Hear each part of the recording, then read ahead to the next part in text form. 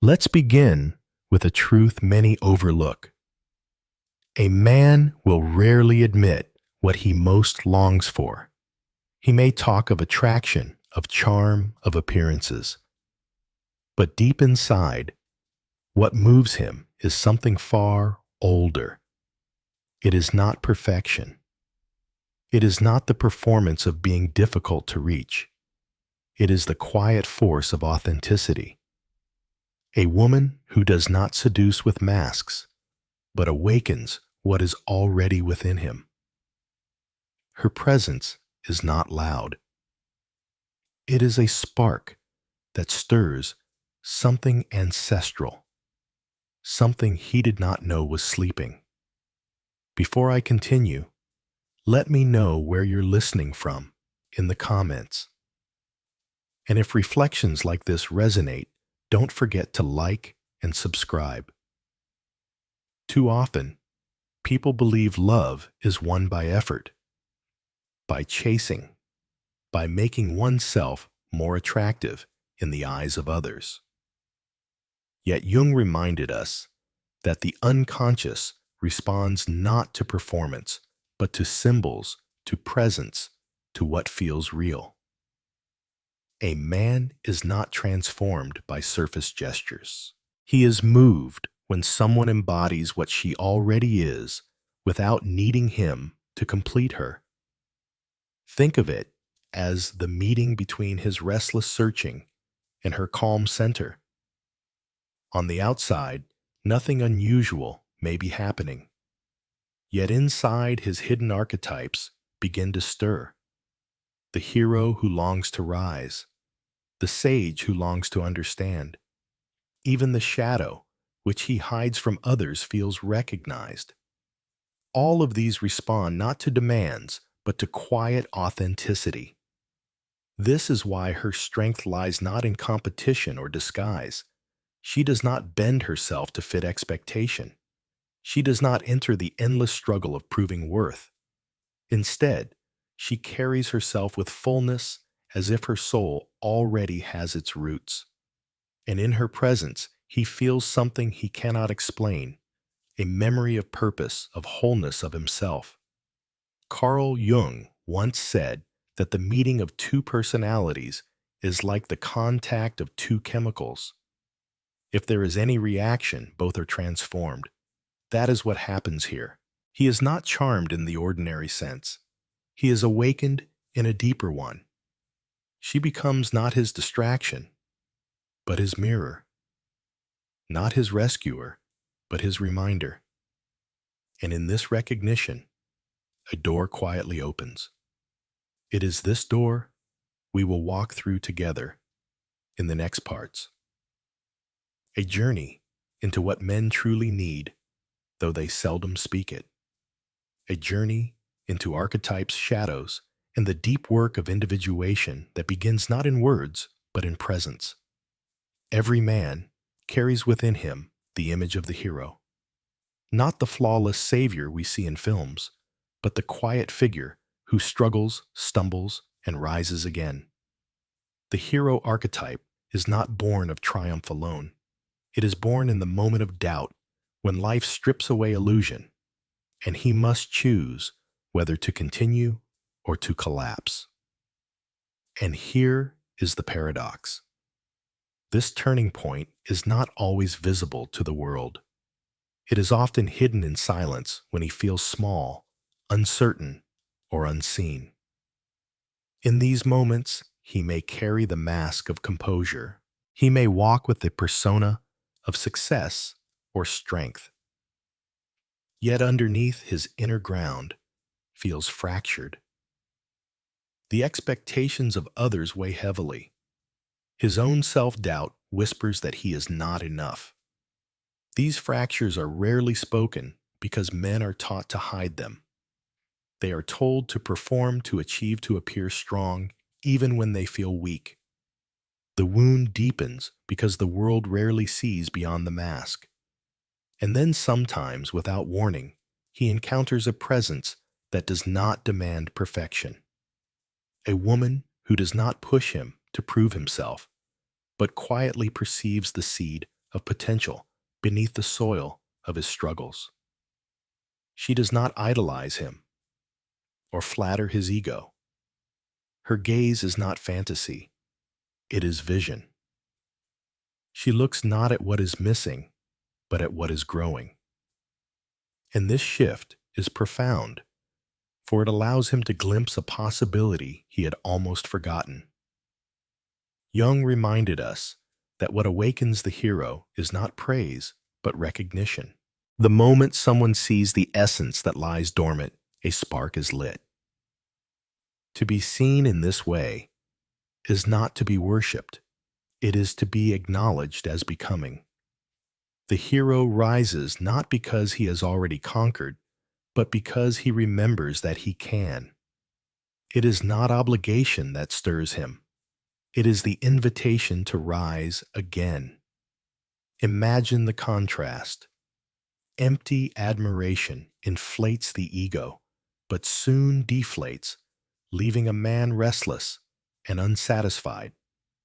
But genuine vision touches something deeper. It does not swell the surface, it steadies the soul. In that quiet recognition, he senses that his struggles are not wasted, that even in failure, there is ground for growth. This is the fracture point, the crack in the mask where light can enter. Too often, relationships falter here. Instead of vision, he receives judgment. Instead of trust, he encounters doubt. These responses reinforce his own insecurities, pushing him further into defense and silence. Yet, when he is met with calm presence and sincere faith, the fracture does not become a wound. It becomes the opening through which transformation begins. This is the first secret many overlook. A man does not awaken by being carried. He awakens by being trusted with his own path. The woman who sees him clearly does not interfere. She does not push or drag. She becomes a mirror of possibility. By refusing to measure him only by achievements, she reminds him that his worth is not in the outcome, but in the journey itself. Carl Jung spoke often of individuation, the process of becoming whole. For a man, the first fracture is often the realization that the persona cannot carry him through every trial. The polished mask breaks and the raw self emerges. This is not weakness. It is the beginning of authenticity. And when another can hold that moment with patience rather than judgment, he finds the courage to continue. There is a quiet power in this kind of presence. It does not sound dramatic. It does not announce itself. Yet to the one who feels fractured, it becomes unforgettable. To be reminded that someone believes in your becoming, even when you doubt yourself, is one of the deepest forms of love. It is not the love of fantasy. It is the love of recognition. And so the hero stirs. Not because he is rescued, but because he feels called to rise again. He may not speak it. He may not fully understand it. But something shifts within him, the sense that he can be more than his failures, more than his wounds, more than the mask he has carried. In that moment, the fracture does not destroy him, it awakens him. This is the beginning of change, and it is here, in this delicate threshold between doubt and renewal, that the deeper journey begins. The fracture has opened, the mask has cracked, and the hero within takes his first breath. The moment of fracture awakens something within him, but it also tears at his defenses. When the mask slips, what emerges is not always noble or clear. It is the part he has hidden, the doubts, the fears, the unrefined impulses he learned to repress long ago. This is what Jung called the shadow, not a monster to be destroyed, but the container of what has been denied. The shadow is the sum of rejected parts. Anger that was never spoken, grief that was never released, longing that was never named. Many men spend their lives protecting the persona, the polished image they show to the world. They are husbands, workers, leaders, reliable and composed. Yet beneath that surface lives another reality, one they scarcely dare to admit. The shadow waits there. It whispers in dreams, it stirs in moments of stress, and it appears when life presses too hard. Left unacknowledged, it becomes heavier with time, turning into irritability, distance, or quiet despair. What happens when this shadow slips into view? He may shut down, withdraw, or try to bury it deeper. Often those around him recoil. They see the anger, the confusion, the weariness, and they turn away. They interpret it as failure, or worse, as weakness. And so he learns again to hide, to close the door, to protect the mask. Yet this cycle only deepens the fracture. There are rare moments, however, when someone responds differently. Instead of fear or judgment, she offers calm presence. Instead of trying to fix him, she allows him to simply be. In that atmosphere of acceptance, something extraordinary occurs. He begins to realize that he does not have to pretend. His strength is not diminished by showing his cracks. In fact, those cracks are where his truest self begins to breathe. Jung observed that the shadow is not only the storehouse of flaws, but also of hidden treasures. Within it lie creativity, vitality, and authenticity, all trapped under layers of shame. When a man finally dares to reveal even a glimpse of his shadow, he shows not ruin, but possibility. Yet he cannot face it alone. He needs a space where his shadow is neither punished nor romanticized, but simply seen. This is why her presence matters so deeply. She does not confuse acceptance with indulgence. She does not worship his pain or excuse his mistakes, but neither does she punish him for being human. She allows the shadow to exist without rushing to erase it. In this way, she invites integration rather than denial. He begins to see that the shadow is not an enemy. It is a doorway. Consider how rare this truly is. Most relationships revolve around masks. We admire what is presentable. We hide what is raw. Yet the soul longs for something deeper.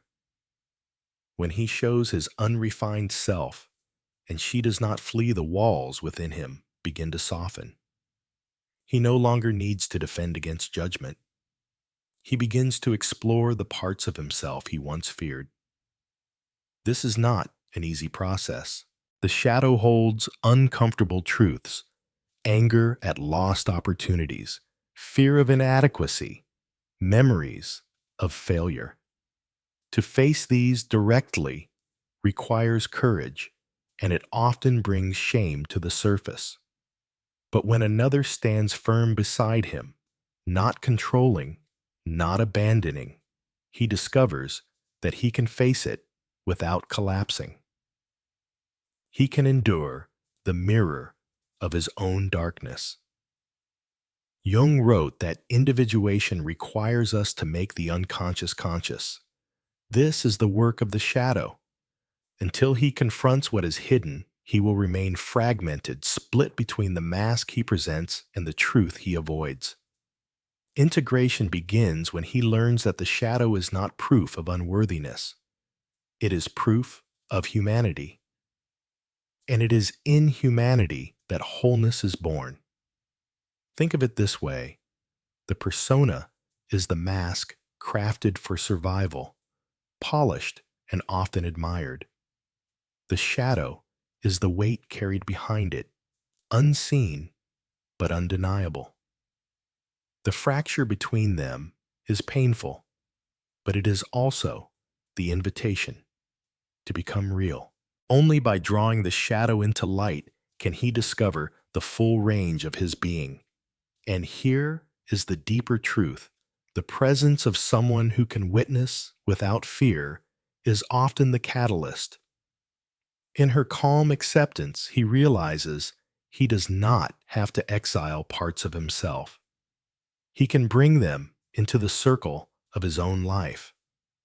What once felt like shame becomes fuel for growth. What once felt like failure becomes the soil of resilience. This moment is not dramatic in outward appearance. There are no grand speeches or obvious victories. It may look like silence, like two people sitting together in stillness after a difficult day. But inwardly, it is revolutionary. He is beginning to trust that he can be whole even with cracks. And she, by not turning away, embodies the truth that love does not require perfection. In this way, the fracture becomes a turning point. The mask is no longer absolute. The shadow is no longer forbidden. And he begins to walk toward integration, carrying both light and darkness within him. This is the beginning of individuation, the slow, patient work of becoming undivided. It is not easy, but it is real. The shadow has stepped into view, and for the first time, he does not hide.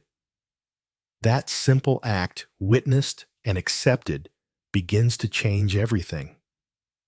The shadow has been touched, the mask has begun to crack, and something inside him stirs. Yet awakening does not arrive through struggle alone. It comes in the presence of balance, the moment he is reminded that he is not only function, not only image, not only mask. Awakening begins when he encounters a space where he can breathe, when the weight of constant performance finally loosens. In our world, men are trained to live in the realm of doing. They are asked to build, to plan, to provide, to be steady even in exhaustion. The archetype of the animus, the force of structure and logic, is often overdeveloped. It drives them forward, but also hardens them. When the animus becomes wounded, it turns rigid, cold, mechanical. A man then stops living from the soul and begins functioning like a machine. He loses touch with the inner waters that once made him human. Awakening comes through a different kind of presence, not through argument, not through demand, but through a softer energy that does not compete. She does not push him to be more, nor diminish him for being less. She creates a quiet refuge, a calm river where his burdened mind begins to settle. In that stillness, he feels his shoulders relax, his breath deepen, his racing thoughts dissolve. What he rediscovers is not weakness, but balance. Jung taught that individuation is not achieved by choosing one side over another, but by bringing opposites into harmony. Masculine strength without receptivity becomes brittle. Feminine receptivity without strength becomes rootless. Awakening begins when these forces meet. A woman who lives her own authenticity, her own fluid and grounded femininity, acts as a mirror of his forgotten depths. In her presence, he remembers that he too holds both strength and soul. It is not the loud gestures that bring this awakening. It is often hidden in the simplest of moments. She listens without rushing to solve. She allows silence without filling it with fear. She offers warmth without demanding explanation. And these quiet acts carry symbolic power. They remind him that he is not valued only for what he produces or how well he hides his weariness. He is valued for simply existing. This realization may seem subtle, but for the soul it is radical. For the first time, he is received not as a role, but as a person. He is not the mask, not the image, but a being allowed to rest. That rest awakens the anima, within the inner feminine he had long denied. This part of him is sensitive, intuitive, creative. It is the part that feels dreams and remembers. And when awakened, it brings balance to the tired logic of the wounded animus. Consider how a man may enter with tension pressed into every muscle, words trapped behind silence. In a demanding world, such tension is invisible, expected, even praised. Yet in a space where no explanation is required, where he is simply allowed to be, he encounters a healing he cannot name. It is not indulgence but restoration. It is the reminder that life is not sustained by control alone, but also by flow. This is why authenticity is so powerful. A woman who embodies her own depth does not need to imitate strength or compete with noise. Her calmness does not erase his fire. It steadies it. Her softness does not weaken him. It rebalances him. Her way of being whispers to his unconscious, "You are more than the mask. You are also soul." In Jung's language, this is the meeting of archetypes. His overburdened animus begins to soften as his anima stirs. Her living authenticity acts as a bridge showing him that he can integrate, not repress. He can be both rational and emotional, strong and vulnerable, structured and flowing. What once felt like opposites now reveal themselves as two halves of the same whole. Awakening, then, is not a sudden blaze, but a steady light.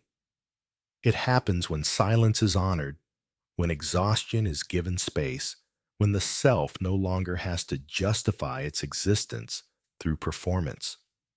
It happens when he feels accepted in his unfinished form, and this acceptance becomes the soil for transformation. At first, he may not know why he feels different. He cannot put it into words, but something shifts in his body. The heaviness begins to lift. His breath carries him deeper. His presence becomes less guarded. He feels more human, less like a machine. And with that, the door to his inner world opens wider. What he discovers is not dependence, but freedom. In a culture that teaches men to silence vulnerability, being received without judgment is revolutionary. He realizes he can feel without being shamed, that he can rest without losing worth. And this realization awakens in him not only relief, but the courage to reconnect with forgotten parts of himself. The awakening of the anima brings color back into his soul. The river that had been dammed by rigid control begins to flow again. Creativity, tenderness, and presence return. He remembers that he is more than his battles, more than his responsibilities, more than his fear of failure. He is also a being capable of depth, softness, and meaning. This is the essence of awakening. It does not deny his struggles. It does not erase his shadow, but it restores balance, reminding him that wholeness is possible. And from that wholeness, he can rise again, not as a mask, not as an image, but as himself. Awakening is never complete without choice. To feel the river of balance is one step, but to guard that river with boundaries is another. True transformation requires not only the rediscovery of the self, but also the courage to protect it. A man may awaken to his depth, but without limits, he can easily slip back into patterns of dependency or domination. This is why the woman's next step is not softness alone. It is firmness. Her power is not shown by argument or control. It is revealed in coherence, in the alignment between what she feels, what she believes, and what she allows. When her inner world is anchored, her outer choices become clear. She does not chase approval, and she does not collapse under pressure. She knows that to love another authentically, she must remain loyal to her own center.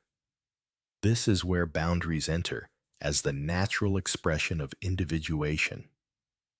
Jung described individuation as the process of becoming who you are, distinct yet whole. A boundary is not a wall to keep love out, but a gate that decides what may enter and what must remain outside. By setting that gate firmly, she protects her soul from distortion.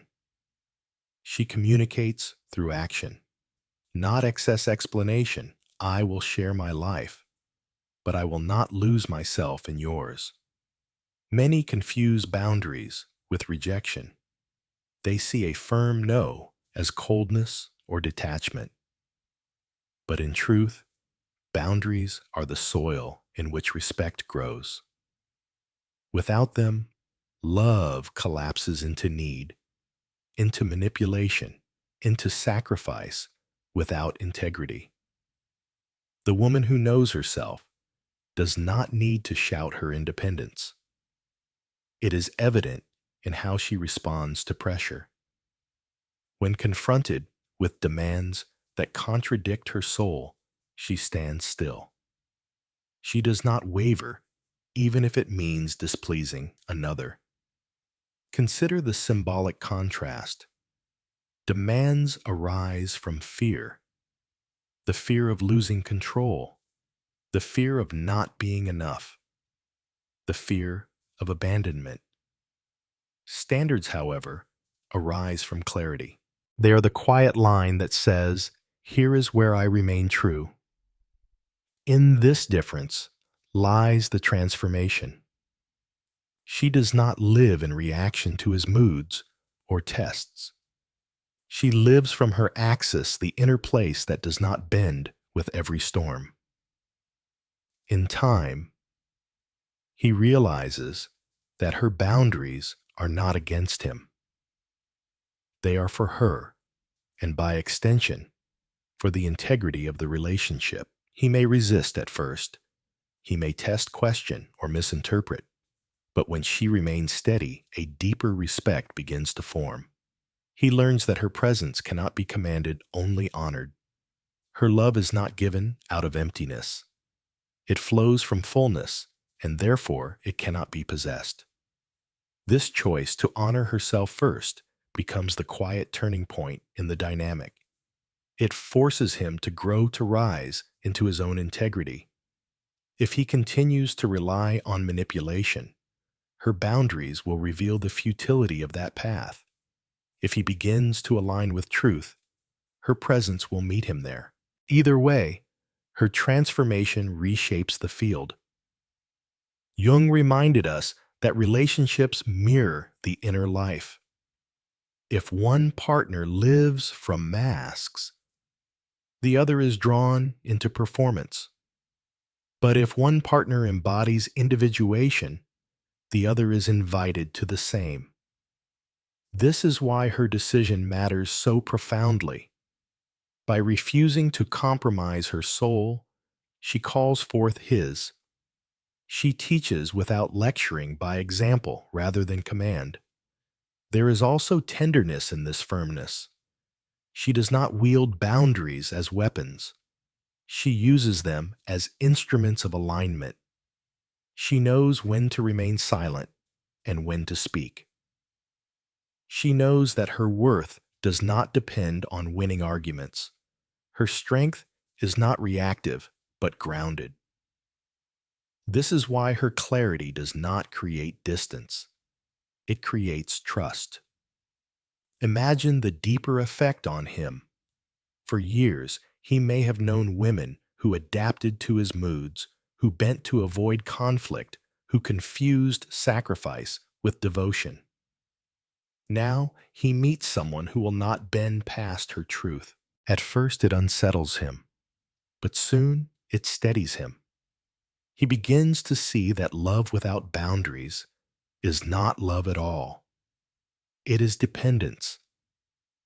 And dependence cannot inspire growth. The transformation here is not dramatic, yet it is profound. She is no longer a reflection of his desires or projections. She is herself. And in her authenticity, she becomes the mirror that reveals his own lack of center. If he wishes to stand beside her, he must cultivate his own axis. He must rise to meet her at the level of truth.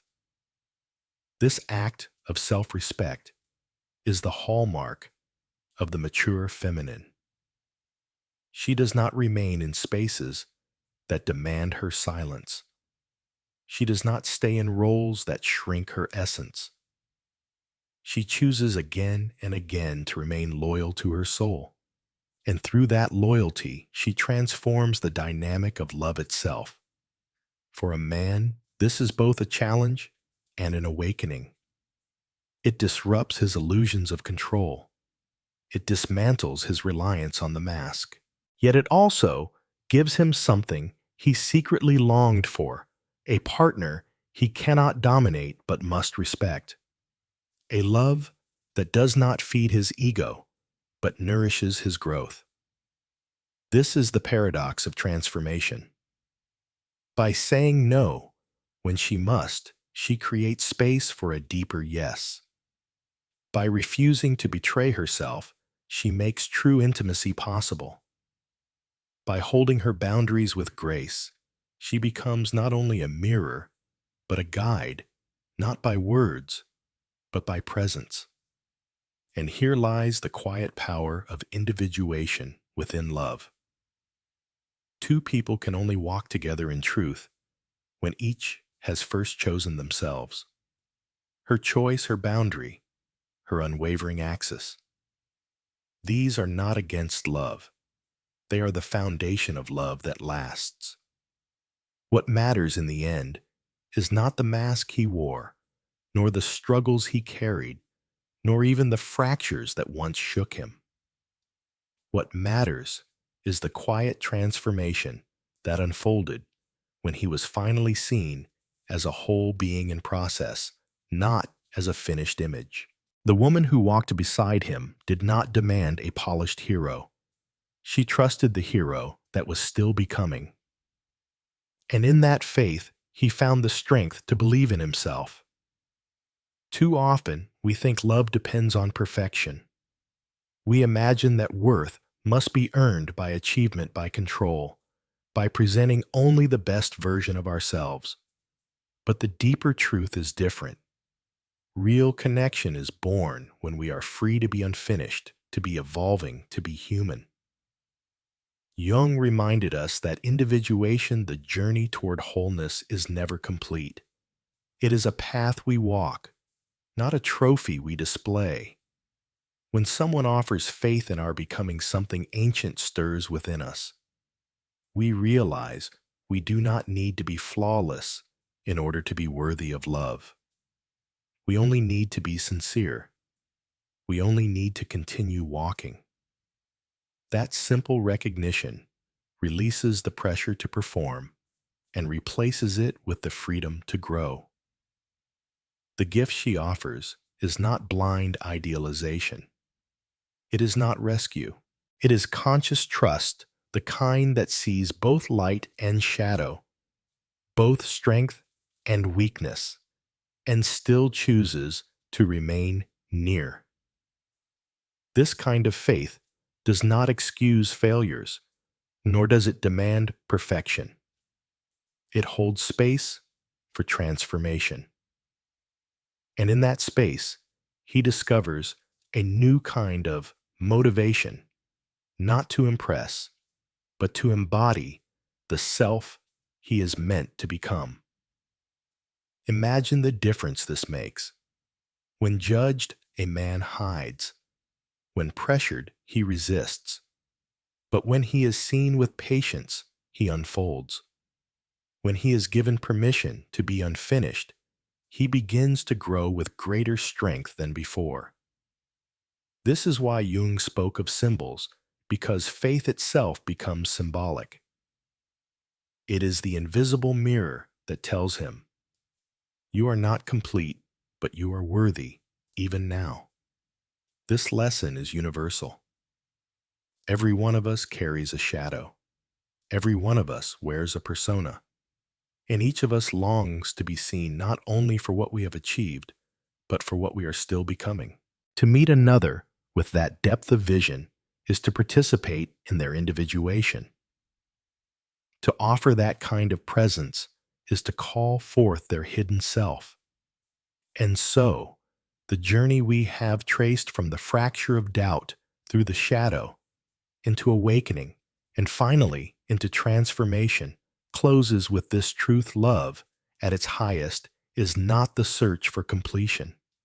It is the companionship of souls that choose to walk together while remaining loyal to their own center.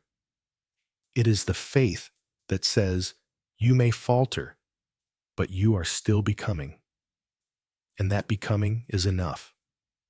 When we understand this, we stop measuring ourselves or others by impossible standards.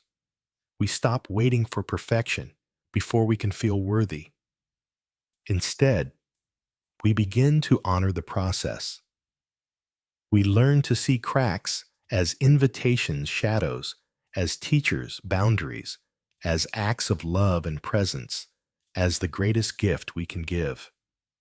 To live this way is to step into the heart of individuation.